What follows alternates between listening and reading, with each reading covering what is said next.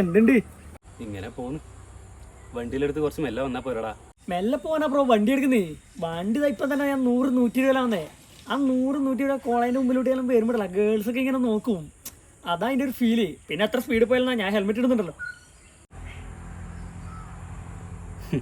100-110. ഈ ആൾക്കാർക്കൊന്നും റോഡിലൂടെ നടക്കുമ്പോൾ ഒരു ശ്രദ്ധയില്ല ബ്രോ. ഞാൻ ഇപ്പം തന്നെ വരുമ്പോൾ ആ ബാലവാടീൻ്റെ എടുക്കുന്നേ ഒരു കുട്ടി ഒറ്റ ഓട്ടം മുമ്പിലിട്ടാ. നമ്മളാണെങ്കിൽ ഏത് സ്പീഡിലാണ് വരുന്നത്. ഞാൻ എങ്ങനെയല്ലോ ചവിട്ടി എടുത്തിട്ട് ആ അമ്മേനോട് നാളോളം പറഞ്ഞു എന്തിനാണ് കുട്ടികളെ ശ്രദ്ധിക്കാൻ കഴിയില്ല, പിന്നെ എന്തിനാ കുട്ടി നടക്കുന്നതെല്ലാം പറഞ്ഞു. എന്നിട്ട് ആ കുട്ടിക്ക് എന്തെങ്കിലും പറ്റീന? ഞാനപ്പോൾ ഇങ്ങനെ വെട്ടിച്ചില്ലേ. പിന്നെ റോഡ് എന്ന് പറഞ്ഞാൽ പിന്നെ വണ്ടിക്ക് പോകാനില്ല, ആൾക്കാർക്ക് തോന്നിയാലും നടക്കാനില്ല. അല്ല ഇതാര്? ഞാൻ ആ ഭർത്താവത്തിൻ്റെ അടുക്ക് ശ്രദ്ധിച്ചില്ല കേട്ടാ. നിങ്ങൾ പുറത്തെല്ലാം ഇറങ്ങലുണ്ടല്ലേ? ഇടയ്ക്ക് ഇങ്ങനെ പുറത്തെല്ലാം ഇറങ്ങണം കേട്ടാ, ഇല്ല നാടും നാട്ടുകാരും എല്ലാം മറന്നു. നമുക്ക് പോടാ.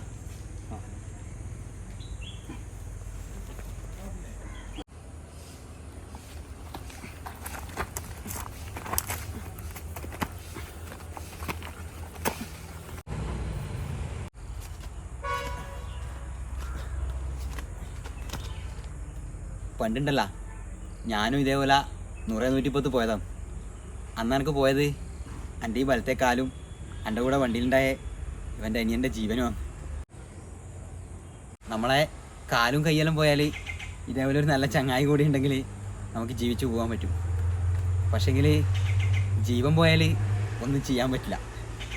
നമ്മളതായാലും വേറെ ആളതായാലും പോടാ.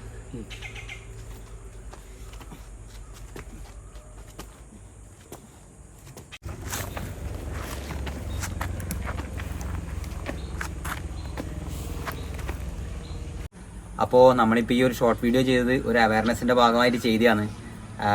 റോഡ് അപകടങ്ങൾ ഇങ്ങനെ ദിനംപ്രതി കൂടിക്കൊണ്ടിരിക്കുകയെന്ന്. ഇപ്പോൾ ഇന്നലെ തന്നെ ഒരു ന്യൂസ്, ആ ദമ്പതികൾ 8 വർഷം പ്രണയിച്ചിട്ടാണ് ഇപ്പം വിവാഹം കഴിഞ്ഞിട്ട് 14 ദിവസമേ അവർ ഒരുമിച്ച് താമസിച്ചിട്ടുള്ളൂ. അപ്പോൾ അതേപോലത്തെയുള്ള നമ്മൾ റോഡ് വികസിച്ചതിനെ കൊണ്ടാണോ, കൂടുതൽ സൗകര്യങ്ങൾ ഉണ്ടായതിനെ കൊണ്ടാണോ, അല്ല നമ്മുടെ ഭാഗത്തു നിന്നുള്ള തെറ്റുകൾ കൊണ്ടാണോ എങ്ങനെയാണ് സംഭവിക്കുന്നത് എന്നുള്ളത് നമുക്കിപ്പോൾ അതൊരു പ്രെഡിക്റ്റ് ചെയ്യാൻ പറ്റാത്ത കാര്യം. ഓരോ അപകടങ്ങൾക്ക് ഓരോ കാരണങ്ങളാണ്. നമ്മളന്ന് പെരുമൺ ദുരന്തത്തിന്റെ വീഡിയോ ചെയ്തതിന്റെ പിറ്റേത്തെ ദിവസമാണ് പാലക്കാട് മറ്റേ ലോറി മറിഞ്ഞിട്ട് കുട്ടികളെ. അപ്പോൾ അന്ന് എനിക്ക് പാലക്കാട് നിന്ന് ഒരു ഘട്ടം എനിക്ക് ഇത് അയച്ചതിൻ്റെ ഓർമ്മ. പക്ഷേ ഇന്നലെ നിങ്ങൾ വീഡിയോ കണ്ടിരുന്നു. അപ്പോൾ ഇവിടെ നമ്മളെ ഇവിടെയും കുട്ടികൾക്ക് ഇതുപോലെ അപകടം പറ്റിയിട്ടുണ്ടായിരുന്നു. അപ്പോൾ നമ്മൾ ശ്രദ്ധിക്കുക എന്നുള്ളത് മാത്രമേ ഇതിൻ്റെ അകത്ത് ചെയ്യാൻ പറ്റുള്ളൂ.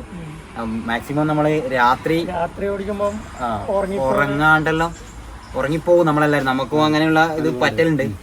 പക്ഷേങ്കിൽ നമ്മൾ മാക്സിമം അങ്ങനെ ഉറക്കം വരുന്നുണ്ടെങ്കിൽ വണ്ടി നിർത്തിയിടുക, അല്ലെങ്കിൽ വേറെ അങ്ങനെ ഒരു നമുക്ക് ഇതിനൊരു വേറൊരു പോം വഴിയില്ല.